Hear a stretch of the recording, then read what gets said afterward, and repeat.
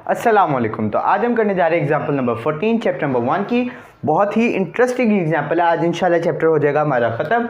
Start करते हैं। Given data के अंदर उससे हमें बताया हुआ है कि जब हम लाइमस्टोन को करेंगे रोस्ट, झुकता वाला रोस्ट नहीं, पकाने वाला रोस्ट, जब हम करेंगे इसको रोस्ट तो मुझे क्या मिलेगा? आपको एक लाइन CaO और कार्बन डाइऑक्साइड। ये बात MCQs में वो पूछ सकता है कि आखिर हम लाइमस्टोन का फॉर्मूला क्या होता है, तो आप उसको बता देंगे CaCO3 और क्विक लाइम का फॉर्मूला क्या होता है CaO। ये दो बातें MCQs में आ सकती हैं, इसको आप ज़रा जहन में रखिएगा।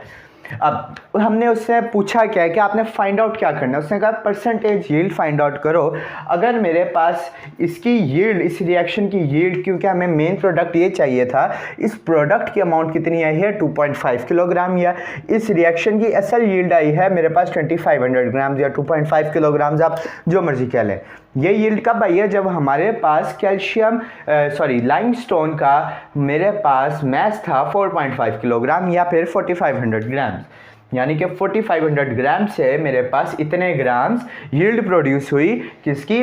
क्विक लाइम की। अब उसने कहा परसेंटेज यील्ड निकालिए। परसेंटेज यील्ड का हमें पता है फॉर्मूला क्या होता है। परसेंटेज यील्ड का फॉर्मूला होता है actual yield divided by theoretical yield multiply by 100। Actual yield है हमारे पास, ये उसने बताई हुई है, थ्योरेटिकल यील्ड नहीं है हमारे पास। तो आई फाइंड आउट करते हैं थ्योरेटिकल यील्ड क्या है। इसकी थ्योरेटिकल यील्ड फाइंड आउट करने के लिए हम स्टोशियोमेट्री का ही कंसेप्ट यूज़ करेंगे कि अगर मेरे पास मैस जिसको रिलेशनशिप हमने पढ़ा था, वो उसके ज़रिए से हम इसको करेंगे कि फाइंड आउट कि अगर मेरे पास इसका इतना मैस है तो इससे कितना मैस बनेगा इसका, तो हमें पता चल जाएगा इसकी थ्योरेटिकल यील्ड क्या है।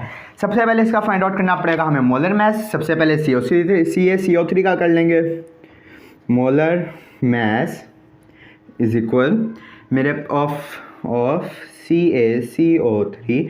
कैल्शियम का मेरे पास एटॉमिक मैस कितना होता है? 40 होता है। कार्बन का कितना होता है? 12 होता है। ऑक्सीजन का होता है 16, 3 है तो 3 के साथ मल्टीप्लाई। जब आप करेंगे इस सारे को सॉल्व तो आपके पास आंसर आएगा 100 ग्राम्स पर मोल। ये आपने क्या निकाल दिया? Molar mass of CaCO3। अब आपने फाइंड आउट क्या करना है? मोलर मैस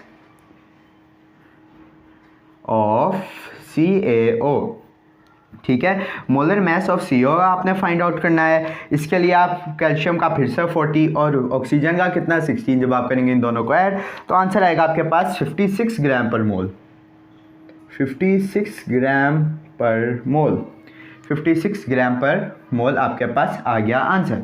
अब जब आप करेंगे इन दोनों को स्टोशियोमेट्री के ज़रिए से स्टडी, ठीक है, ये एक बैलेंस्ड केमिकल इक्वेशन है कि नहीं? कैल्शियम यहाँ एक है, ऑक्सीजन यहाँ पर 3 थे, एक ही आ गया, दो ही आ गए, कार्बन एक था, यानी ये क्या है? Balanced chemical equation. तो हम स्टोशियोमेट्री का जो हमने मैस रिलेशनशिप पढ़ा था, मोल तो हमने पिछले सारे में यूज़ किया, इसके अंदर हम क्या करने जा रहे हैं? मैस टू मैस रिलेशनशिप, ठीक है। उन्होंने कहा है 56 ग्राम पर मोल और 100 ग्राम्स पर मोल। इसका मतलब एक मोल के अंदर 100 ग्राम्स है इसके और एक मोल के अंदर है 100 ग्राम्स इसके। अब यहाँ पर हमारे पास कितने मोल थे? इसका भी 1 मोल था और इसका भी 1 मोल था, यानी कि मेरे पास टोटल 100 ग्राम्स ही ये है और 56 ग्राम्स ये है, यही हुई, ठीक है। सिंपल सी है ना भाई। देखो उन्होंने कहा है कि 100 ग्राम्स होंगे एक मोल के अंदर और इसके 56 ग्राम होंगे एक मोल के अंदर। अगर हम इसके अंदर देखें तो मेरे पास इसका भी एक मोल है, इसका भी एक मोल है, ठीक है, एक मोल ही है ना दोनों का। तो इसका मतलब क्या हुआ कि 100 ग्राम्स ही है मेरे पास क्या? CaCO3 और 56 ग्राम ही है मेरे पास क्या? CaO। तो अगर मैं इन दोनों का मैस, ये दोनों यही इनके मैस हैं, क्यों? क्योंकि दोनों 1 मोल हैं, इस वजह से मैं इनका मैस यही कंसीडर करके इसको आगे स्टोशियोमेट्री के ज़रिए कंपेयर करता हूँ। तो इसका मतलब क्या हुआ कि मेरे पास 100 grams of CaCO3 should produce CaO is equal कितना करना चाहिए? 56 ग्राम्स, ठीक है। अब यहाँ पर 100 मल्टीप्लाई है, मैं यहाँ ला के कर देता हूँ डिवाइड। ऐसा करते हैं, इसको यहाँ लिख लेते हैं, इजी रहेगा। 56 ग्राम्स 100 यहाँ मल्टीप्लाई हो रहा है, यहाँ ला के क्या कर लेंगे? डिवाइड। यहाँ पर आ जाएगा 1 gram of CaCO3 should produce CaO कितना आएगा 56/100।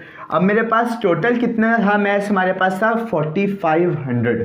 तो मैं दोनों साइड को मल्टीप्लाई कर देता हूँ 4500 के साथ, ही मेरे पास आ जाएगा 4500 grams of CaCO3 should produce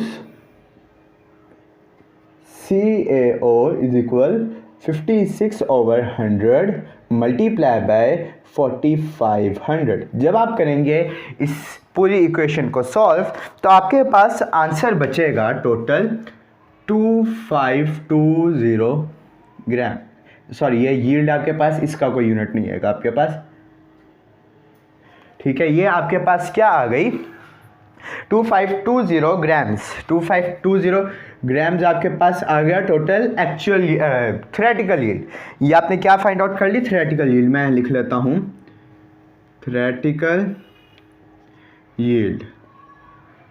theoretical yield आपके पास क्या आ गई 2520 ग्राम्स आपके पास क्या आ गई थ्योरेटिकल यील्ड। अब आपके पास थ्योरेटिकल यील्ड भी है, आपके पास एक्चुअल यील्ड भी है। आप परसेंटेज यील्ड फाइंड आउट कर सकते हैं, बिल्कुल कर सकते हैं। आपके पास परसेंटेज यील्ड का फॉर्मूला था percentage yield is equal actual yield over theoretical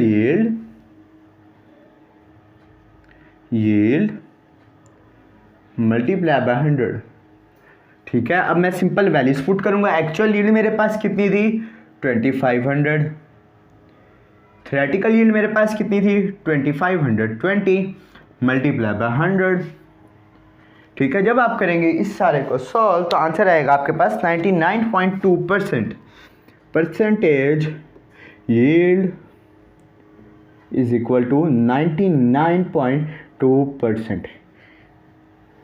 इतना सा आपका न्यूमेरिकल था, हो गया। एग्जाम्पल नंबर 14 भी कंप्लीट।